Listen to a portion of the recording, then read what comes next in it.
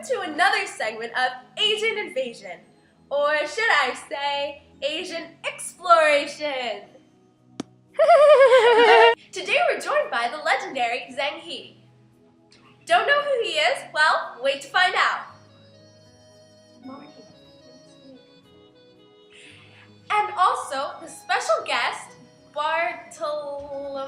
Bartolomeo Diaz.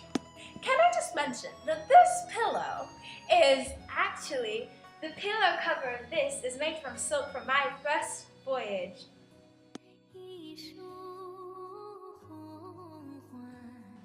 Today we're going to explore, get it because he's an explorer, Zheng He's achievements, then a live debate between the two famous explorers themselves.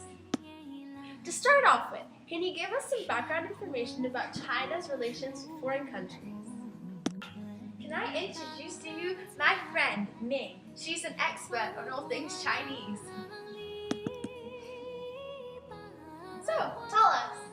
您好，我是公安条例4AT 是龙。 JK, we speak in English.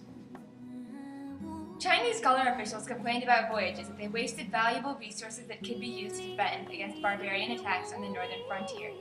Zheng He promoted exploration, unlike all other Chinese, who couldn't do it because of the Confucian beliefs. I have a tweet here asking about a tributary system. Can you please explain that?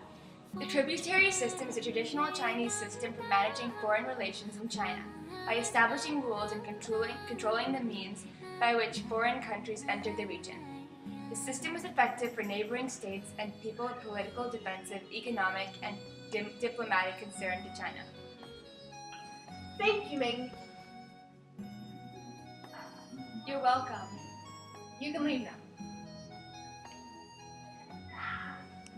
Focusing on you, Zheng He, can you tell us a bit about your voyages? Like, where did you visit?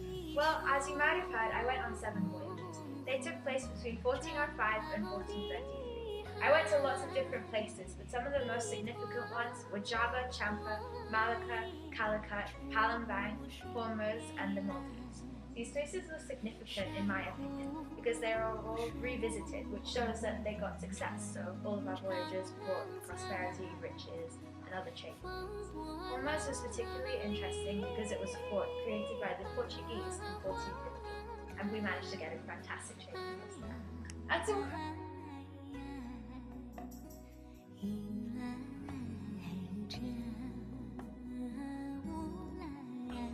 Now, I've heard that your voyages were amazing, the greatest of your time. Tell me more about that. Well, first and foremost, they were extremely large compared to other expeditions at that time. There are about 40 to 300 ships in each expedition. The distances that we travelled, the fleet size, the ship measurements, and the crew, which was up to 27,000 members for each expedition, made them very advanced compared to other expeditions. Okay, so I have a tweet here from an emperor asking about presents you used to give out on your voyages. That's true. I used to give out presents such as silk and silver everywhere that I went because I believe that this showed superiority.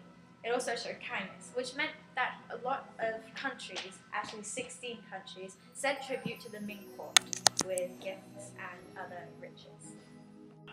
Now, can you tell us a little bit about your fleet? My fleet? Well, in each expedition, I had lots of ships, including fighting ships, storage vessels for the riches that we brought back, and huge treasure ships. And they were huge. They measured up to 400 feet in length. Oh, and can you tell us about what kind of people your crew were made up from?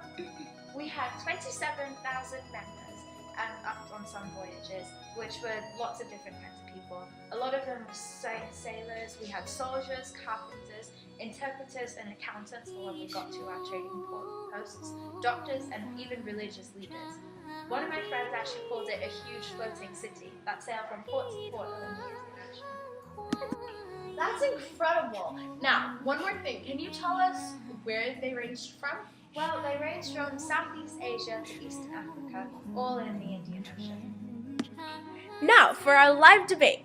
This is Zheng He against Bartolomeo Diaz. First of all, 1488, I went all the way to the southern tip of Africa and I sailed around the Cape of Good Hope. That was only because you were caught in the storm. But I still did, and I almost reached India. Almost reached India, you guys returned because first of all your crew was exhausted, which shows that they weren't very fit. You had no food supplies, which shows that you weren't organized. And you returned home, which shows that you were with